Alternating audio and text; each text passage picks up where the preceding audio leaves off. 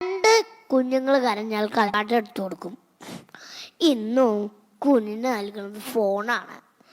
ഫോണിനോട് ആകർഷണം തോന്നിയ പിന്നെ വിടാൻ പറ്റാത്ത സ്ഥിതിയായി. ക്ലീൻ പേപ്പർ പോലെയാണ് കുട്ടികളായ ഞങ്ങളുടെ മനസ്സ്. അതിലെന്ത് വരച്ചാലും പുല്ലിന്റെ പുറത്തുകൂടി നടക്കും പോലെ, പച്ചയിറക്കല വളയും പോലെ ആഴത്തിൽ പതിയും. വാട്സാപ്പിൽ നോക്കി നോക്കി കുഞ്ഞിനെ വളർത്തിയ ഒരു അമ്മയുടെ അനുഭവമേ നിങ്ങളെല്ലാവരും കണ്ടിരിക്കും. കുഞ്ഞിനെ സ്കൂളിൽ കൊണ്ടുപോകുമ്പോൾ, ഭക്ഷണം കൊടുക്കുമ്പോൾ എപ്പോഴും ഈ അമ്മ ഫോണിലാ. കുഞ്ഞിൻ്റെ മനസ്സിലോ ജീവിക്കുന്നത് ഇങ്ങനെ വേണം എന്നുറച്ചു. കുഞ്ഞങ്ങനെ വളർന്നു വലുതായി.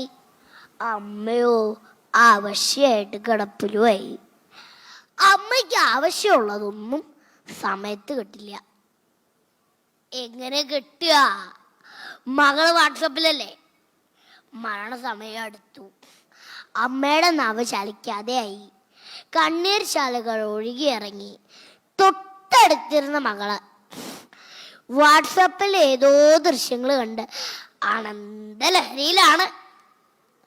മകള് വെള്ളമൊക്കെ നൽകി, പക്ഷെ വയലല്ലാന്ന് മാത്രം. അമ്മയുടെ ജീവൻ വിട പറയുന്നതും മകൾ അറിഞ്ഞതേയില്ല. ഇത് സത്യമാവാതിരിക്കട്ടെ. ഫോണും ടിവിയും എല്ലാം ആവശ്യത്തിനാവാം, ലഹരി ആവാതിരിക്കട്ടെ. കുഞ്ഞുങ്ങൾക്ക് മൂല്യങ്ങൾ പകർന്നു നൽകണം. ചെറുപ്പത്തിൽ കൊടുക്കുന്നതാണ് നിലനിൽക്കുന്നത്. സനാതന ധർമ്മ തത്വങ്ങൾ മഹർഷീശ്വരന്മാർ പകർന്നു നൽകിയ ആ മൂല്യങ്ങൾ നമുക്കും പിന്തുടരാം.